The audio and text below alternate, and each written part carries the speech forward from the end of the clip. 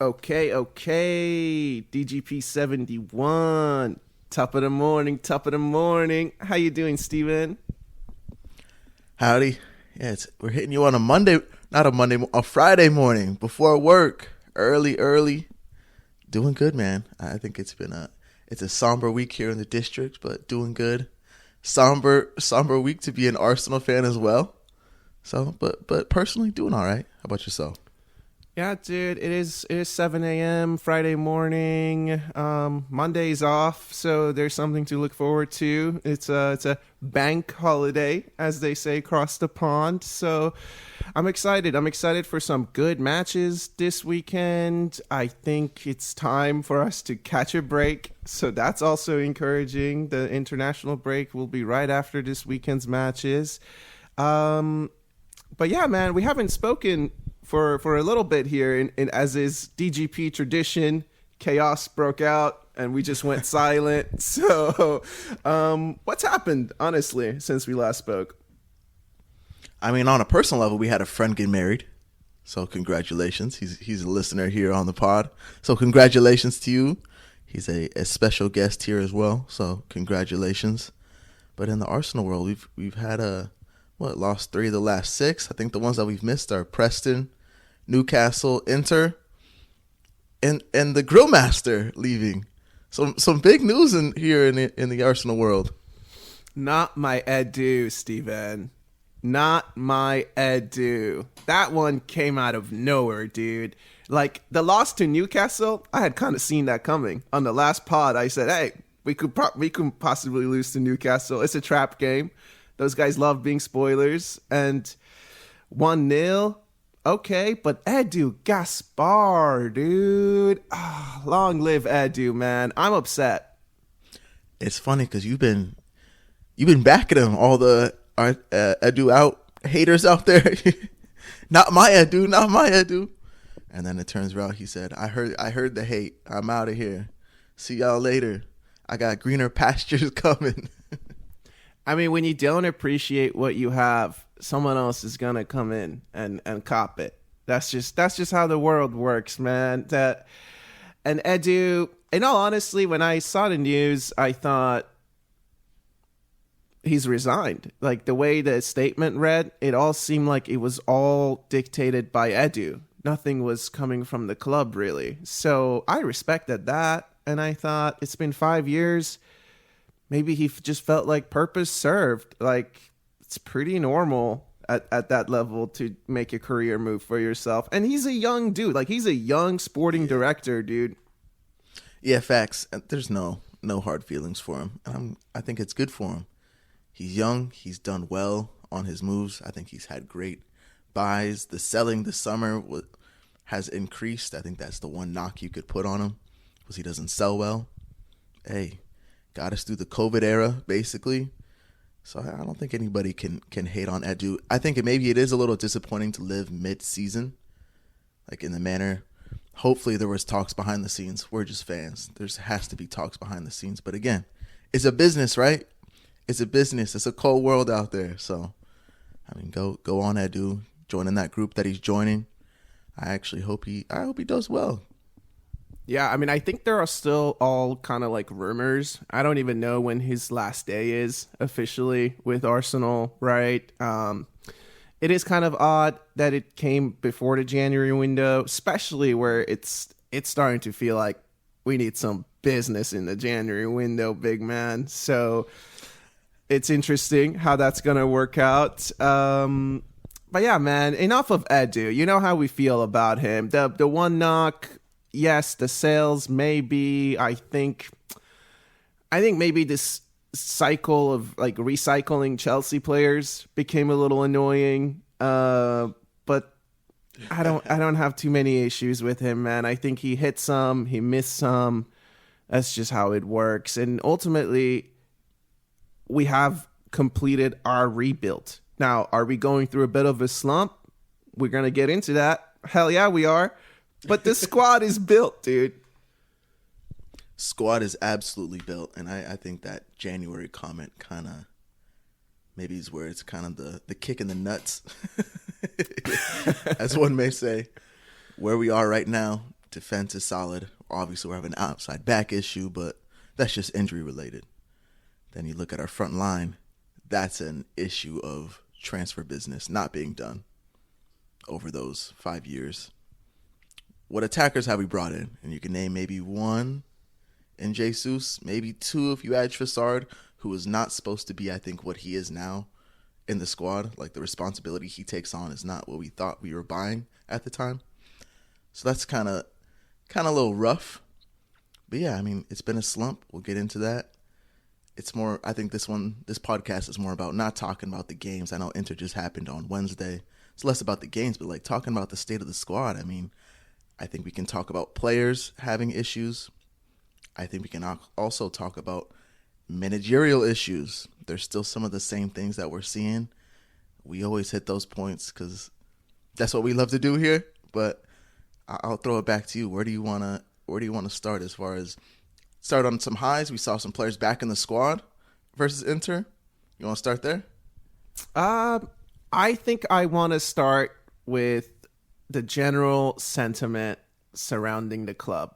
Start on the lows. Okay, hit it. I want to start on the lows, dude. I want to start about how everyone's feeling around the manager. I think a lot of people have come out this week after some of these results. It's been so reminiscent of that December sentiment that we had, right? Trying to walk people off the edge. The ledge or the edge? I don't know. They're about to fall off, so I hope they don't. But you know, people have come out saying if no major trophies delivered, I want him out. And the guy just signed the contract extension, by the way. So like, I don't know what happened to that, but people are taking serious issues with the manager. People were celebrating Edu out. That hurt, I thought. And yeah, I really feel like a lot of the loud voices are the same loud voices in December of last season who were saying, title's done, we're not going to win it. And then we go on a 15-game run, fall short by 2 points, and those people are like, I told you so. So I'm just not necessarily feeling those vibes. But at the same time, I am going to take some issues with the manager. I don't want him out at all, especially now that Edu is out. I think he has to stay for at least another 2 years. And I think other clubs will come and get him if we make a stupid decision. But it's kind of the same old of we lost a few games in a row. That's been a trend that we've seen. At what point does that stop becoming a squad issue? And does that start becoming a manager issue that we drop like 3 games in a row? That's it. It seems like, to me, some of the lessons just aren't learned at times. It takes a while for it to kind of hit home. Losing consecutive games, to me, doesn't necessarily fall on the players at a certain point. I do believe we've been in some of these games and we've had chances. You can throw the red cards in there. Yeah, those, I guess, led to draws. But then we're just not in a good situation as a squad as a whole. But some of these losses, we're going into games shorthanded. We're in run it back mode, as we say here on DGP. Run it back mode. He throws out the same squad over and over and over. This is my best 11. Here you go. To me, it's like, where's the smartness coming from? Where's the managerial? Where's the tactical mind at? Hey, maybe we're more apt to throw a 5 in the back here. Let's go 3 center backs just cause. Let's do something different. We're in a slump. We're in a rut. People know what we're throwing out. I'm throwing out Kai Havertz and Trossard up top. 2 false nines.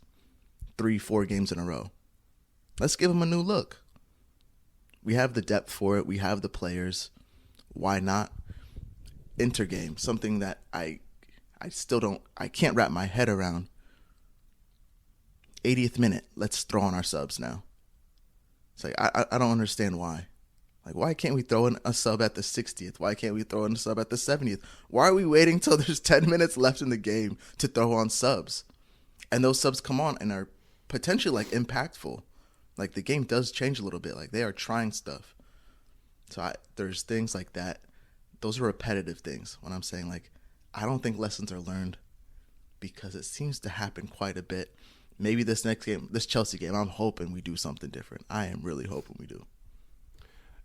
Yeah, I agree with you. And I feel like for a manager who understands how important balance is to our squad, some of the starting lineups that we've seen, I mean, they're just questionable, dude. I can't wrap my head around as to why we started to run TP5 out back-to-back games at right back.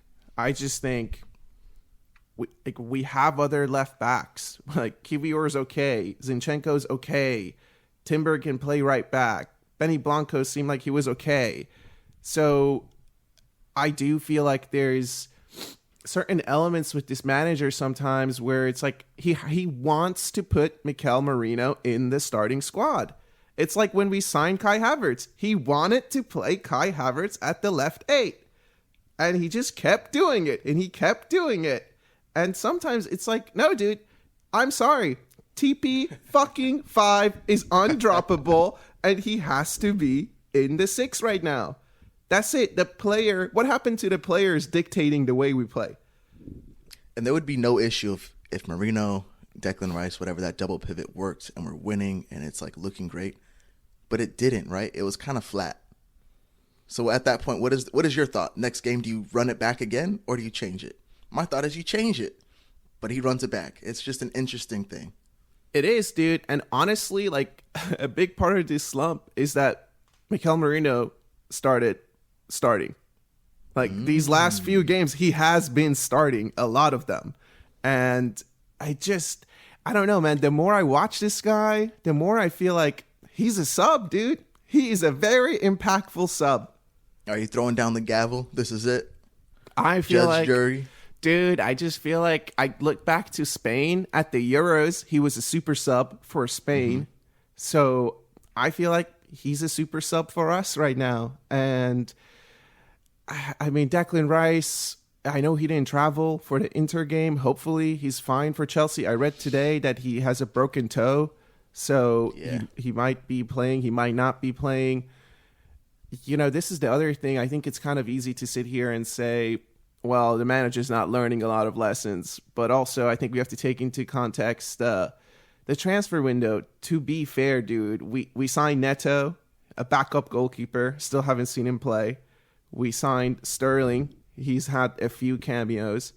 And then the two big dogs that we signed, Richie Calafiori and Mikel Merino, like, they've been injured. They haven't been able to really consistently get into the squad. And then you look back to last season during the run-in, Steven, during that, like, March, April, February timeline, any Arsenal supporter, and we said it on this pod, who is the one player you think we cannot afford to lose in the run-in? Martin Goategaard. So guess what? It happened, right? And we're paying the price for it. Absolutely paying the price. I guess before we move on from Merino, that's the player I wanted to hit on, is Odegaard. I haven't seen him and Odegaard play because that to me is like a relationship I could see. Odegaard's the forward player. I'm going forward. Merino seems like he's very apt to go forward. Like, you see him around the box, which is nice, but he's not an Odegaard player where, like, he's going to be on the ball, you know, picking passes, going by people. Like, he's just not that. He's a ball winner. He can pick a pass, but he's much more of a ball winner, runner, getting into the box. I would love to see that relationship, no lie. I want to see a midfield three, whether it's, I guess my preference would be Odegaard, Merino, Rice. I just want to see it one time. I know you love TP5, and he is undroppable right now. I will say that. But I want to see it. I just want to see it one time. Like, I need to see it just because. But yeah, I mean, having Odegaard out, if you told me this was going to be our results going back to when Odegaard gets hurt, honestly, I'd probably take it, right? In retrospect, like, if you put me in that mind frame where we're at, it's like, that's not terrible. But then how we started without Odegaard with all those wins, like we kept trucking, right? We kept it moving, and now we've stalled. That's why I think it feels like we're now in this darker place versus if we had lost those games at the beginning and are now winning. Now we're feeling on a high. Well, we're on a low, and that's just the game, baby. That's just the game.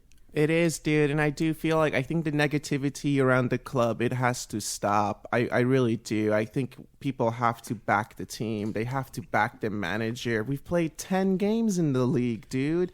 How many in a row last season? Say it again. How many in a row last season?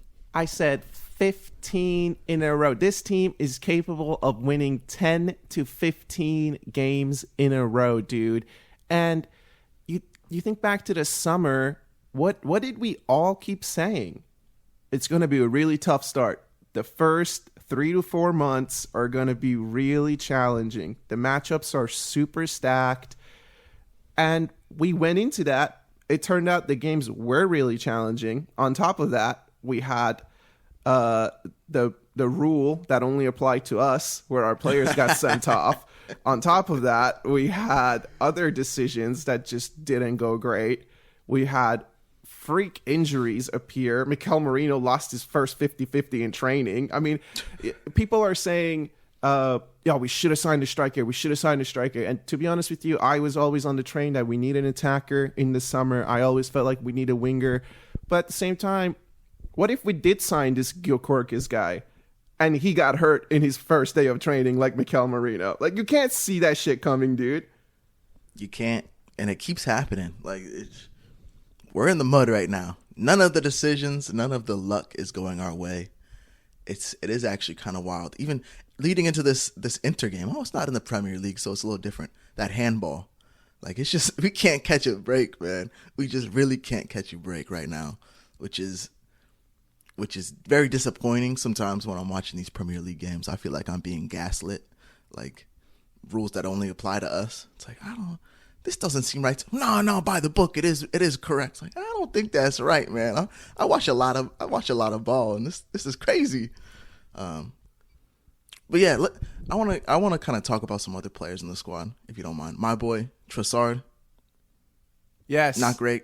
Not having a good run. Your boy Kai Havertz, not having a great run. I mean, he was like invincible for a while on top. He was like 8 goals in 9 games or something at one point and hasn't scored in a while. Trossard he started well after Odegaard got hurt, has kind of really basically been on the decline since. So those are 2 forward guys. And then you have Jesus. I'm just talking about the front line here. Like, this is it. Then you got Jesus. He can't even get on the field really for some reason. Or Sterling. I think Sterling's come on a few times. Mikel's not impressed at all. Saka is our one shining player. And then you have Martinelli, who's also in the mud. We talked about a scapegoat earlier in the season, like one player that everyone's kind of picking on. No one can get on Martinelli train right now. Martinelli Hive is very, very quiet. He's putting in a lot of crosses. Like, yeah, and they're getting headed out. So it's really nothing. There is not one player up there that's doing well except Saka. I mean, where do you think the goals are going to start coming from? So I think I got to take a little bit of offense to the way you spoke about King Kai, because I thought he was the best player against Inter, dude. He keeps. I think the one thing we can't doubt, which everyone always says for Martinelli, is look how hard he's trying. King Kai tries his ass off, dude. The way he was bleeding out of his head the other day. That's the caveat I was going to say. Like, I mean, that's what we say about Martinelli. He's trying hard. No, but I mean, dude, he had this shot. He had that one shot against Inter that the goalkeeper saved that was going like upper 90. I don't know if it was a shot or a cross. It looked like, I wish it had gone in because it looked incredible, dude. He's had a couple of other instances. I think against Inter, he had the one where he had a really nice touch. He settled it and like ripped it immediately, but he got blocked. Yeah, I mean, you point out the front line, and these last 2 games, they've both been 1-0 losses. And I got to be honest with you, I think nothing makes me more upset than my team not scoring 1 goal. I think if I'm a manager at any stage, if my team is losing 5-0, my message is we're scoring 1 goal today. Like, we are not losing to a clean sheet, dude. You had said this quite a few times last season. That's kind of why I want to talk about the front line. Who's bailing out the back line? Who's bailing them boys out? Because to be honest, they're still playing top to me. Like, they're still balling. Like, our defense isn't an issue. Yeah, we like to talk about the outside back issue, and maybe that's part of the issue in the buildup, and I think that's fair to say. But defensively, we're still solid. We're not giving up a ton of goals. Like, people are having to earn things on us. A cheap penalty, like that's the goal. That's the one chance Inter really got, and they took it because it's a penalty. But who for us is scoring any goals? Like, we need our attackers to bail us out, and it can't just be Saka creating everything. So who's helping out this back line? And right now it's nobody. Yeah, and I guess that's kind of the crazy part, and I don't know how much of it is on Edu. I think if your stance on Edu out is because we haven't signed an attacker, okay, and I kind of get your point, because it is kind of crazy that in the summer we all knew the big lesson we learned, although we had broken all of these scoring records. Like, the big lesson learned was that when it comes to crunch time, we don't have that one guy who's going to just dribble some people and get us a goal. We don't have that person who's going to create his own shot. Even Saka, he's always looking for 1-2s, really. I think I struggle with our team's shot taking in general. You know how I feel about all those fake shots at the top of the box. But I was watching the Inter game, the first 5-10 minutes. That was the first time that I felt like I'm watching a Champions League game tonight. Like, that was cool, dude. That was cool. But their squad, they weren't afraid to just rip it. If our back line was backing away from them, they would just shoot it from 20, 30 yards out. And I want that kind of confidence for our players too, man. It's been tough. Trossard, I agree. Trossard has had a tough period, dude. And it doesn't... He's really earned his place as a substitute right now. He's droppable. Like, if you gave a list of the players, to me, he's droppable. He's in there for, let's say, best finisher in the squad. He finishes chances. I don't remember the last, solid chance he's had. He usually gets 1 or 2 a game. That's how I always feel about him. He's always good for 1 or 2 solid chances. He's really come up dry, and I don't know if it's the position he's playing because he's having to play deeper. I'm not going to, kind of give him the, feel sorry for him thing, because he played well there before. It's dried up, man. It is just completely dried up. Him and Kai, that relationship is really good. But this is almost like a couple of years ago. I think we were having to play Smith Rowe at the false 9, and he's crushing it, and then eventually what happens? The teams get used to it. Hey, we've watched 3 games now. There's a lot of tape on this guy playing the false 9, and they're able to cope. That's why we're running back these same lineups. This is all we have. Trossard, he's droppable. Let's throw in a Jesus. We gotta have another look, right? We have to have another look. To me, one thing that always seems to bail us out: set piece goals. They have dried up, man. Those corner goals have just dried up. So we had that beautiful goal from Rice to Marino, that ball that was whipped in. Other than that, those corner goals have really dried up, and I don't think that's a tape thing either. I think that's just kind of ebb and flow. Sometimes they work, sometimes they don't. We still get really good chances, and I think people are really worried about us scoring on those. But attacking-wise, Martinelli going to create chances. Where do you see the goals coming from? Do you think Odegaard's going to be the difference?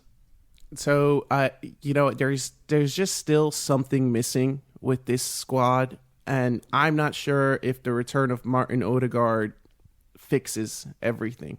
I think it will certainly help.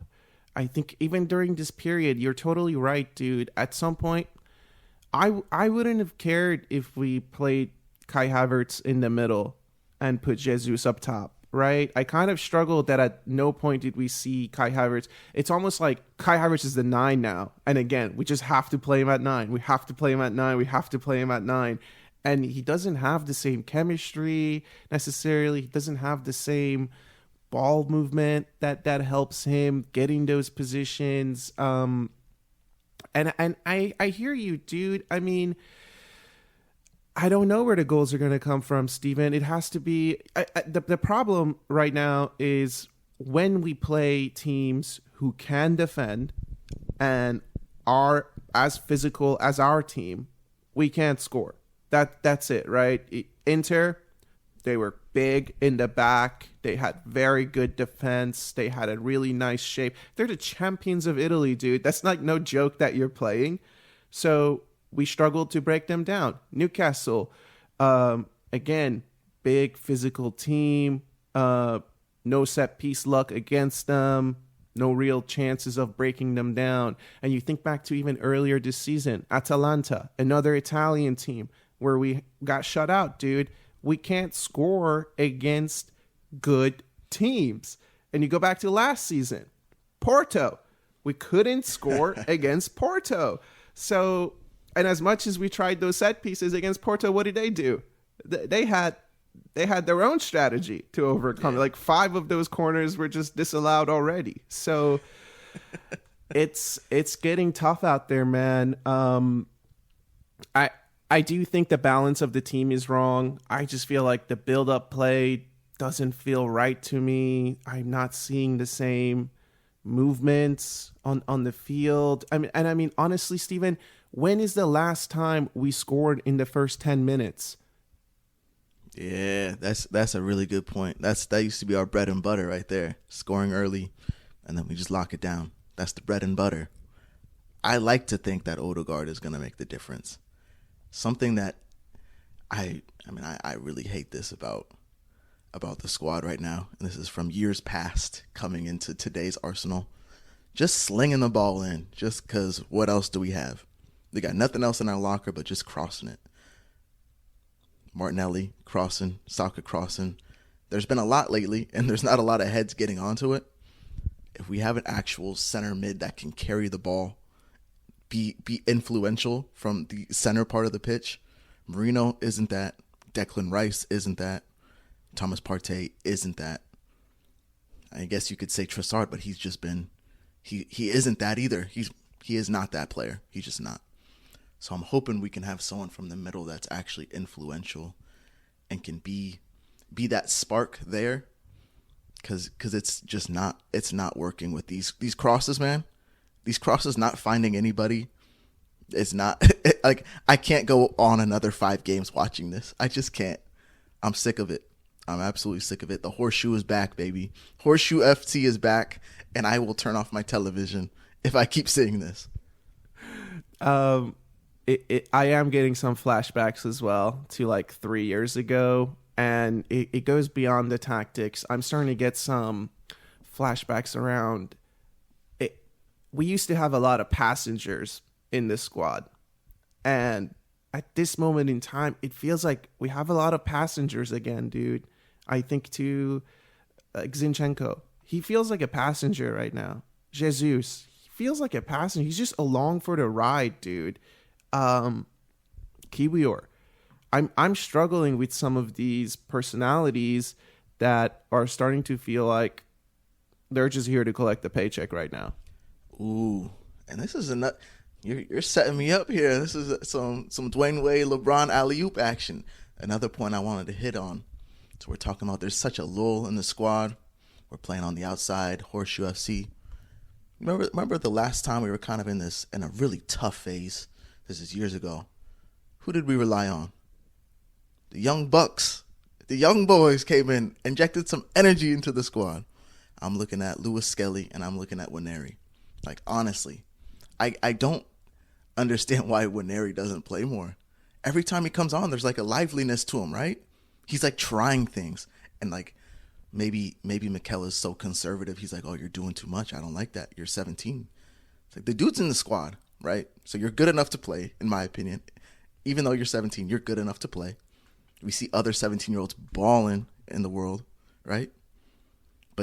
the fact that you can come on, be a lively action. He comes on for 10 minutes and does a few things that like we haven't seen all day.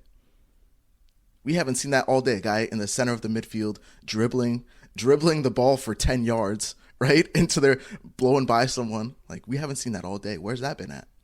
And it creates a chance, right? It creates an opportunity. I'm all for giving them minutes. And I'm not talking just 10 minutes. I'm talking like 30. Give the dude 30 minutes. Like, let's just see what can happen. I don't like a lot of people seem to be like, well, he's just 17. You can't do that. Again, in my opinion, if you're on the squad, you're good enough to play. Like, it's simple as, right? Am I wrong in saying that? Is it simple as that? No, I think some of the balance is off, dude. And I've given people a bit of a hard time on the pod. People who say the manager doesn't give the youth a chance because I felt like he has been, right? But I'm also struggling with why he doesn't play Ethan specifically, because I mean, he starts against Preston. He gets a goal, a beautiful goal. Oh my God, that strike was incredible. Woo! And he plays good against Newcastle. He plays good against Inter. So at what point, how are we assessing the level? Because he's played against some good teams and some not great teams, but every time I notice him on the field. So at what point is it he needs to play versus at what point is it, again, the man is just having some problems in the middle because he can't drop TP5 because he knows Declan Rice cost 100 million. He has to play. He knows that I just signed Mikel Merino. He's like the one real field player that I signed. I got to play him. So all of these things are, I think, impacting some of his decision making, man. That is a fair point. And then I guess my question would be, well, do you want your manager to be like that? Do you want him to be making choices based on those things, or do you want him to be judging decisions based on the field and what we need and making impacts? I think what I want from my manager is to make changes when it's appropriate. It takes too long for changes. It takes too long for in-game changes as well as just starting line changes and look and feel about how we play. And sometimes maybe we just get caught up in this 4D chess world and we're trying to save some of our looks for later in the season. To your point of, you roll something out and people catch on to it pretty quickly. Maybe there's always been this idea of trying to be unpredictable, and maybe we're just saving some things for a deeper run. But that's tough because you have to decide, when do I sacrifice unpredictability for just W's? And right now we're starting to enter, we need W's. Yeah. To me, it's like you can't be doing that because you need to win now, right? We need 90 points in the season. We need to win now. This isn't like let's wait till April. Let's wait till March. We need those points now, man. Right? We just saw City drop a game. We didn't make up any ground.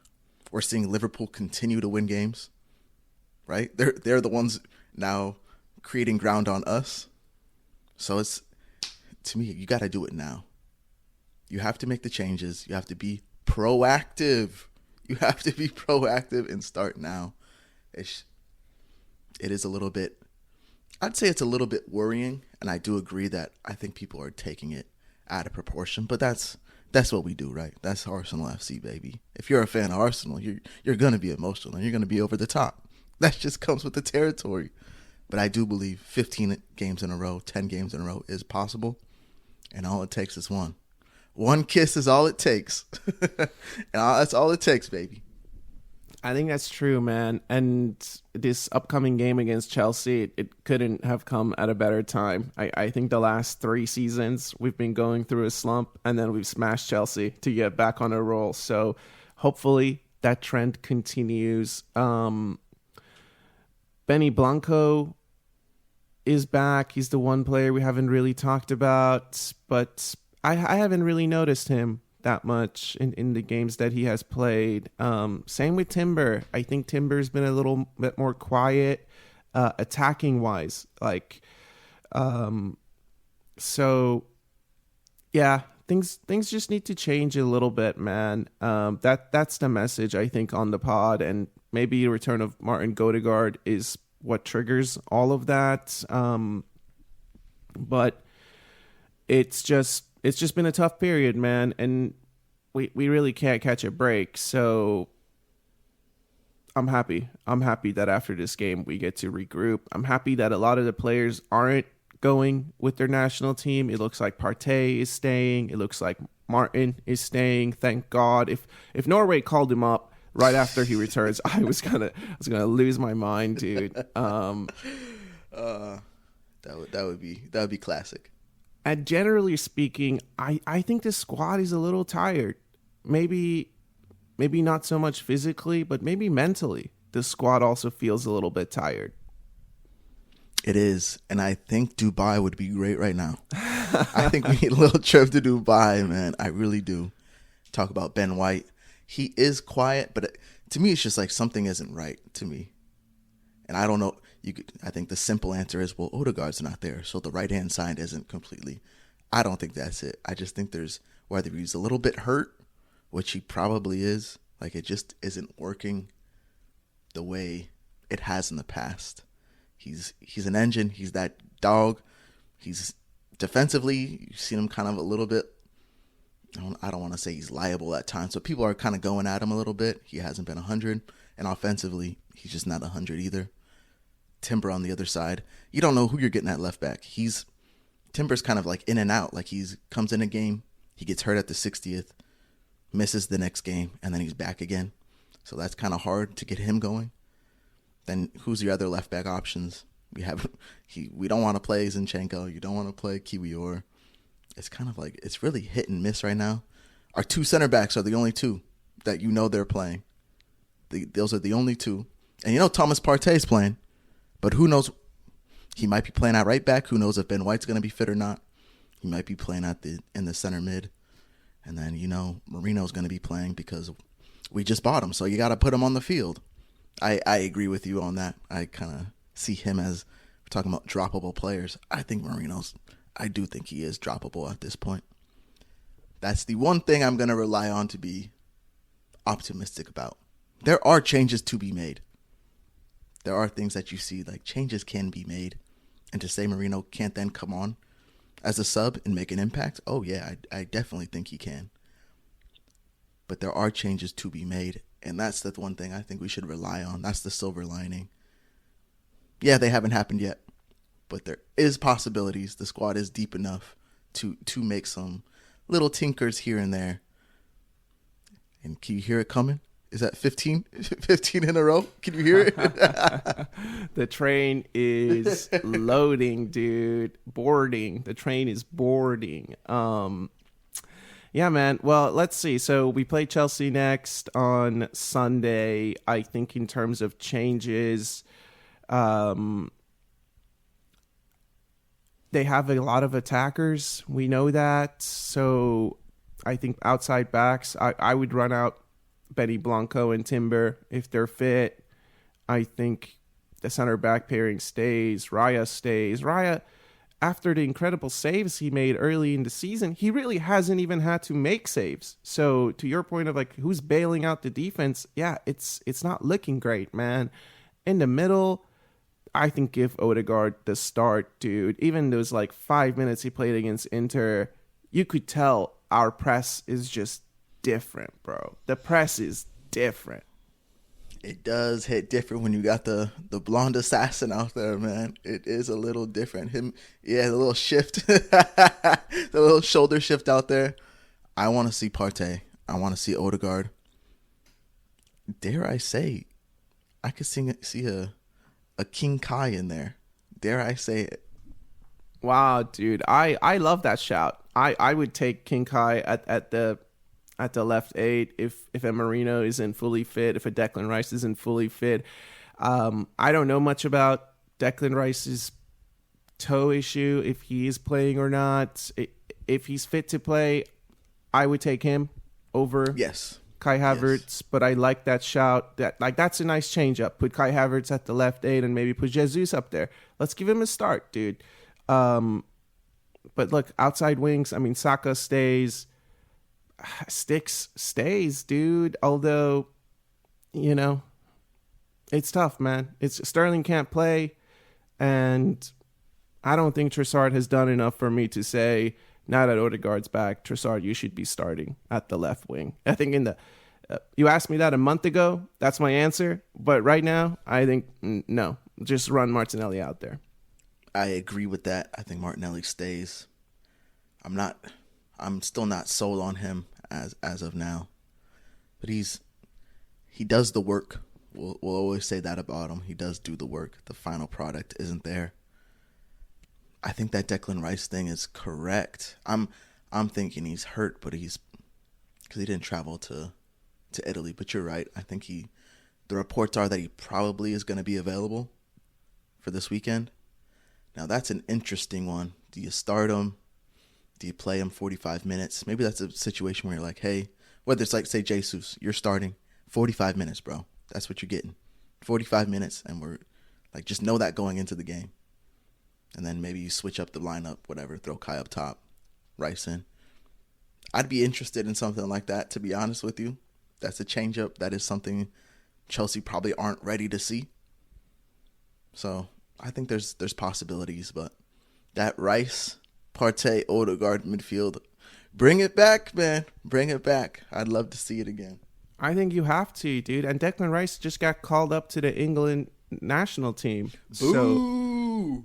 So maybe the toe thing isn't too serious. I imagine they would have already talked about that, right? So, but we'll see, man. It is kind of tough. The cloud. There's definitely a big cloud over the club right now. But other teams also have big games coming up. Liverpool play Aston Villa this weekend. Manchester City play Brighton. So I still think there's such a long way to go. And I go back to this. I've said this last season as well. We are no longer playing in a league that you have to get 100 points because I think the quality of the other teams is good enough to challenge some of the big dogs and to make them drop points. So I stand by that. I think this season's the same. I expect other guys to drop some points here and there. And Manchester City, dude, they've lost 3 games in a row. Not a lot of people are talking about that. Suddenly, it's like, oh, well, they have a lot of injuries, Suddenly, it's just an excuse for Arsenal. I agree with that. Rodri, is it really going to be the impact that they thought it was? The one player they can't replace, all the players they have, the one player they can't replace. I'm not throwing in the towel yet, man. And that's kind of a question that I have is, at what point are you saying that gap is like significant? Let's just say we have a few more games where we're not maybe getting a few draws, maybe a loss here or there. That gap between, if the gap between us and Liverpool is like 10 points, that's a lot. But I don't feel as bad if that gap between us and City is 10 points. I feel like that's kind of like a wrap territory. I kind of feel, watching that Liverpool game, I still think like they're beatable. That's a beatable team. It is. It just is. If they catch an injury in their front line's amazing. I think they have the best front line in the league. If they catch an injury, who knows what can happen to them. But at what point are you saying, hey, we're in the danger zone now. Let's rely on the Carabao Cup and the FA Cup Champions League. I don't think we're gonna win the league here. Well, I definitely think we're gonna have to win a tournament for a trophy to be delivered. That was already in the cards, baby. So and dude, I mean, Liverpool, for all of the attackers that they have, they've scored 19 goals in the league. Arsenal has scored 17 goals. So it's really not as doom and gloom as some of the talking points might make you believe it to be. At what point do I say, oof, it's tough? I think we have to play every team in the league once for me to then be able to have a verdict. So I think we've played 10 games. We've played half of the league. Let's see what the next 9 look like. So I guess after that Christmas, New Year period is where you can really make a judgment as to, like, is the league in the cards or not? Okay. So yeah, I was looking at the table. We're a quarter of the way in. Quarter of the way in, and we're 7 points to the bad. Like, is that a achievable mark? Yeah, I think we can come back from that. I guess the disappointing point is we drew that game against Liverpool. Having that 3 points on top of them would have been great. But since we got the draw, a 7-point gap between them and a 5-point gap to City, that's where we sit right now. Yeah, and I mean, okay, how many times has City started this season slow and ended up winning it all? And I think some of the stats I saw they were sharing after the Newcastle game, mainstream media, dude, they're so good at riling people up, bro, because they were posting stuff like, this is the biggest points gap that anyone would have ever overcome at this stage in the season if Arsenal do it. It's like, I remember City being behind us by 7 points during Christmas and they came back and won it, right? So don't get so caught up around those statistics, man. I think it's a doable thing. 7 points, 5 points. Again, it's just all it takes is a big run, right? All it takes is a big run. And also, I mean, you got Nottingham Forest sitting at the 3 spot. You got Chelsea somehow sitting at the 4 spot. They got a good squad now. Villa, Tottenham, Brighton, Fulham, Bournemouth. Bournemouth has come up with a few big wins. Like, the league is strong. Newcastle sitting at 11th. And a Newcastle team that was what? Last year in the Champions League? Was that last year? The year before. Like, we're not talking about a team that's sitting at 11th that doesn't have good players, right? They got some dogs in their squad. So the league is strong. Yeah, I mean, I was surprised to get some of the socials, some of the talking, the people in the Arsenal atmosphere, very dreadful after, like very down in the dumps.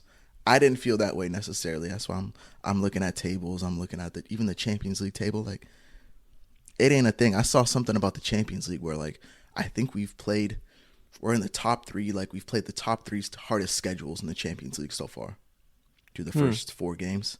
And that the next 4 games were like, we have one of the top 3 easiest schedules left remaining, right?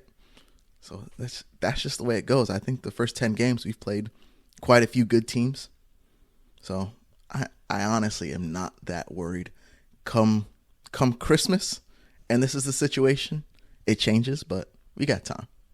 Yeah, and let me just say to anyone who's listening to us for the first time, congratulations. You've just landed on the #1 common sense footballing pod that covers the Arsenal, and we're happy to have you with us. Yeah, dude, I really don't know. The dread and the overwhelming reactions, I think you can be upset that we haven't been able to catch a break. I think you can be upset that maybe some of the performances haven't been as to the standard that you've expected them to be, because I think expectations were also very high going into the season. To your point of winning 10, 15 games, people expected us to win the first 20 games, dude, in the league. So when you have really high expectations like that and the things aren't going the way you wanted them to, you start pointing fingers. And once you run out of players, you start pointing fingers at the manager. So that's just how football works, man. And the Champions League, I'm glad you brought it up. I've heard some people say,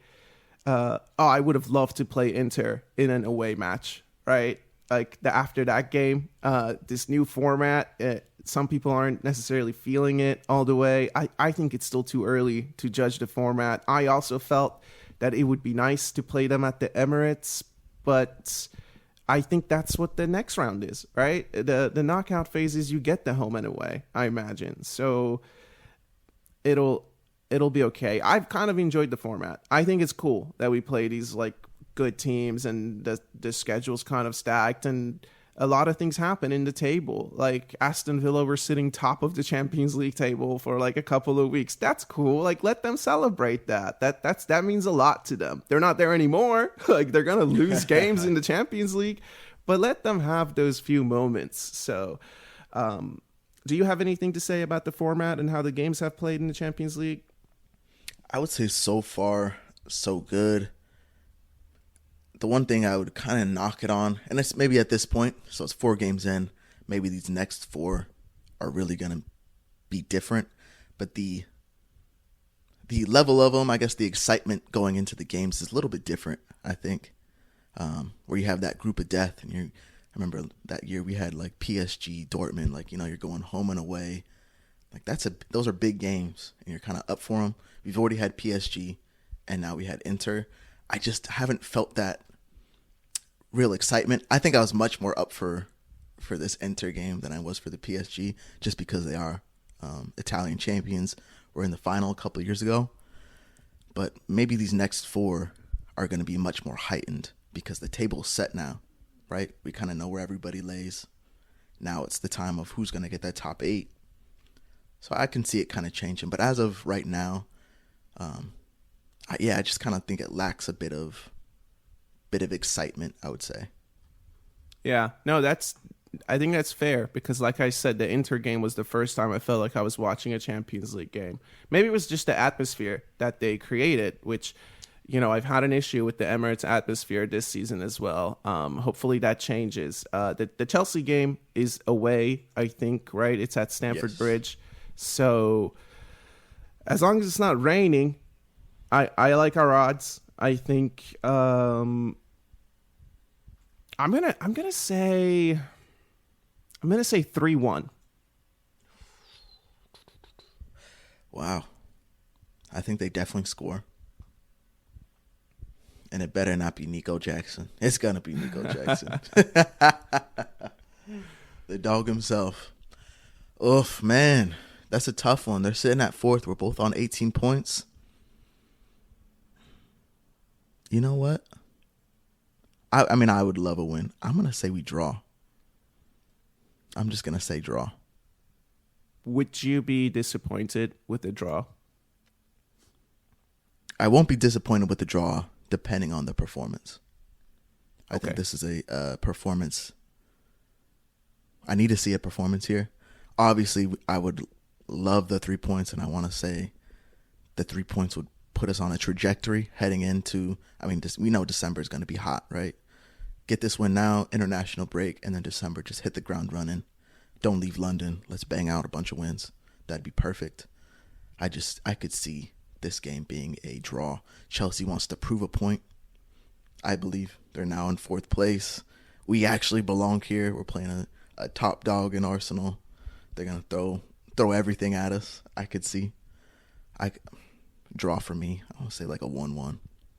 I think that's fair, and they've gotten smacked up the last 2 big teams that they played, right?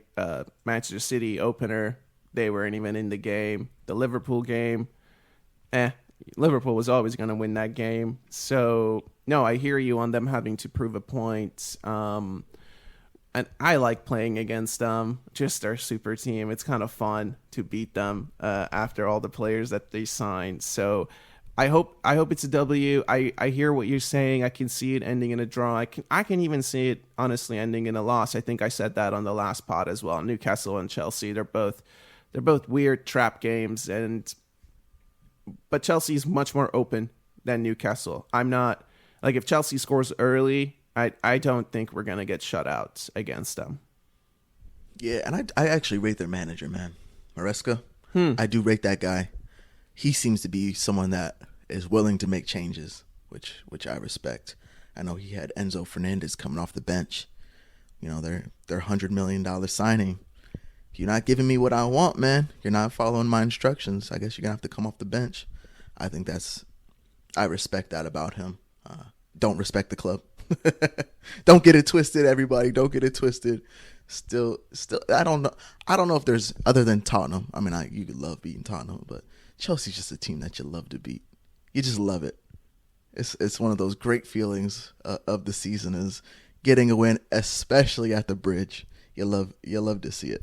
You really do, man. All right. Well, I think we should probably leave this one there, unless there's anything else you want to get on the pod. Not today. Happy Friday. Everybody have a good weekend. Yeah, enjoy the weekend. Enjoy the matches. Thanks for spending time with us. Thanks for listening. And do all the things that you know we appreciate. We will see you on the other side. Be easy.